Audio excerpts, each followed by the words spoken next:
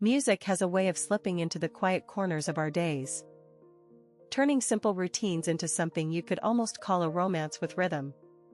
In a crowded city, where the subway rattles like a heartbeat and coffee steam fogs the mornings, two strangers walked a parallel path that would suddenly collide through a hidden melody. It began with a rumor in a thrifted bookstore. A dusty vinyl sleeve tucked behind a stack of romance novels. As if a shy note had been pressed into a novel's spine and forgotten there until someone brave enough pulled it free. That someone was me, and the note was a promise: listen closely. And love might speak in chords you didn't know you were capable of hearing. The first secret wasn't loud or flashy. It hid in the space between notes, in the pauses where the music breathes. We were just two patrons, glancing at the same shelf, when a soft crackle announced a long-forgotten song.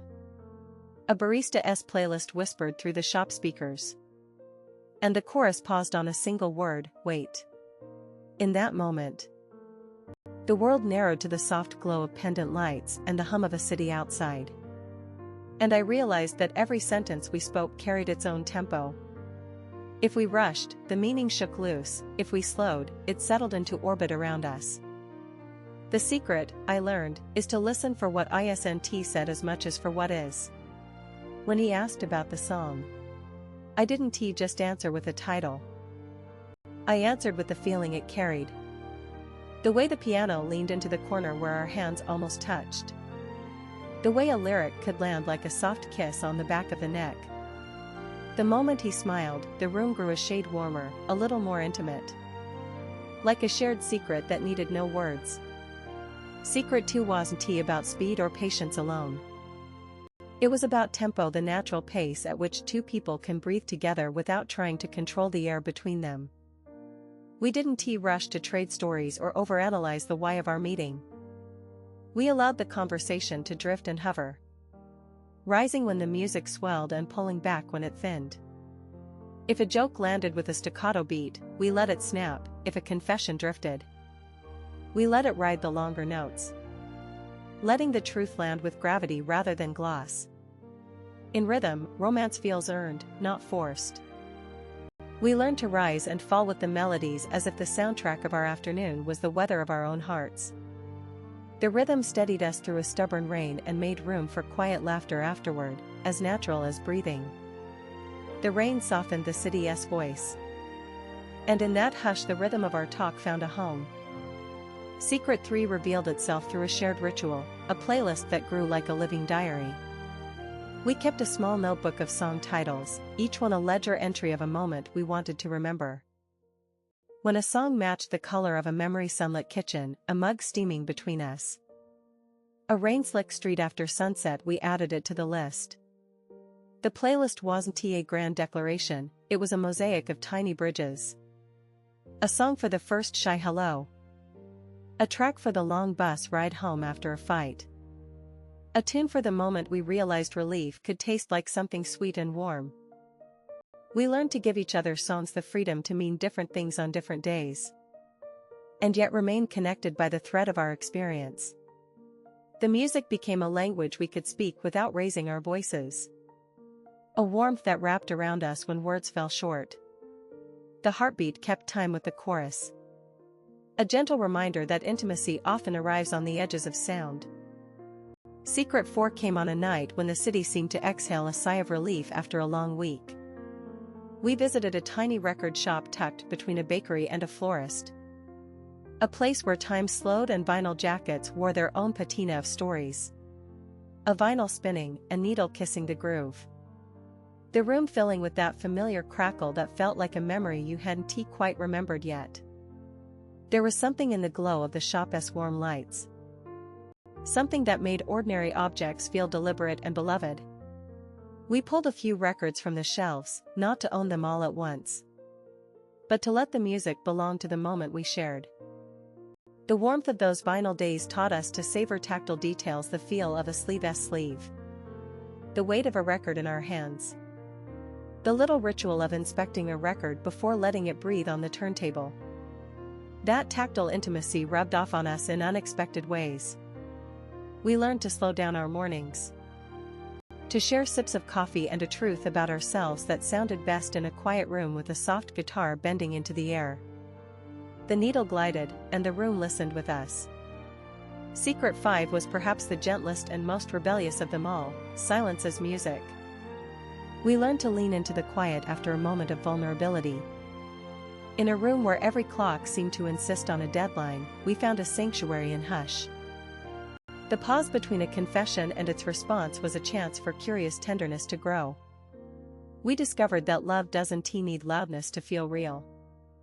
It requires enough space to breathe. To accept a pause as a possibility rather than a threat. Sometimes we would sit side by side, hands almost touching. And the air would thicken with unspoken care. As if the world held its breath to listen to the soft, brave truth between us. In those pauses, I found the courage to trust him with the most ordinary details of my day: an ache from a long meeting, a tiny failure at work, a dream I was still learning to name. And through that quiet, the music kept singing, even when the room stood still. So many hidden music secrets felt like guides tucked into the corners of our days. Little refrains that reminded us to keep showing up for each other. The romance that grew between us wasn't fireworks or grand gestures alone, it was a patient, stubborn kind of care, the kind that persists when plans wobble, when jobs shift, when doubts rise like steam from a crowded kitchen. It's not about perfect harmony but about choosing to keep listening. If you're listening now and you've started to doubt whether a future like this could be yours, listen for your own quiet spaces.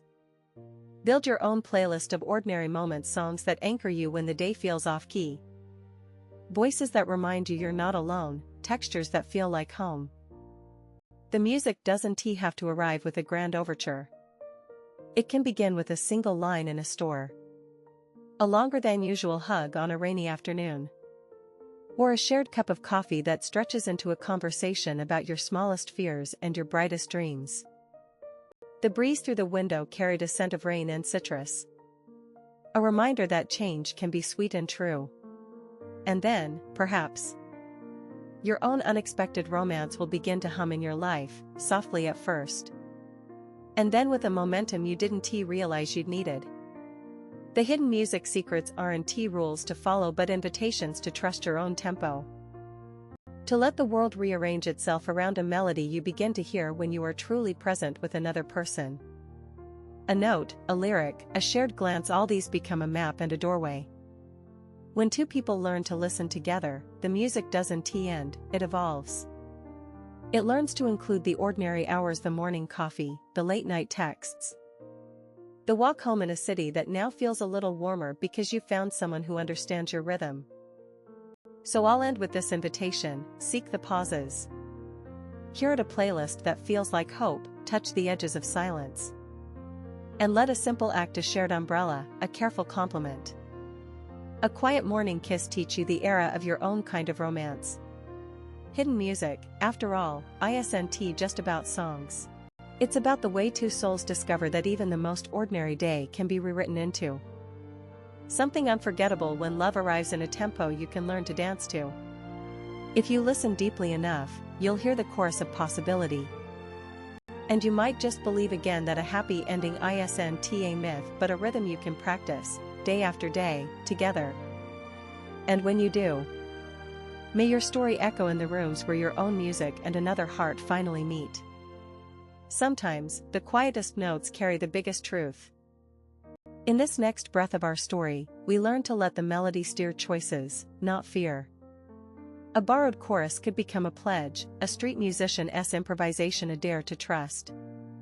When my hands trembled at a confession, a chord shifted, and the moment opened into light. We carried the music like a compass, guiding us toward tiny, lasting anchors, honest care, patient courage, and a tenderness that grows when we simply listen.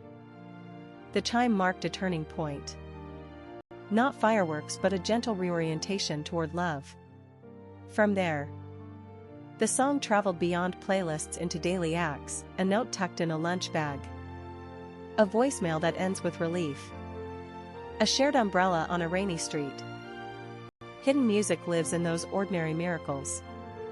The way a streetlight flickers in time with your breath. The way a neighbor's laughter echoes your own. If you want to test this in your life, notice the pauses, the spaces between breaths. The places two souls might almost touch and choose to lean closer. Slow, steady, tender, a reminder that belonging grows when we stay present.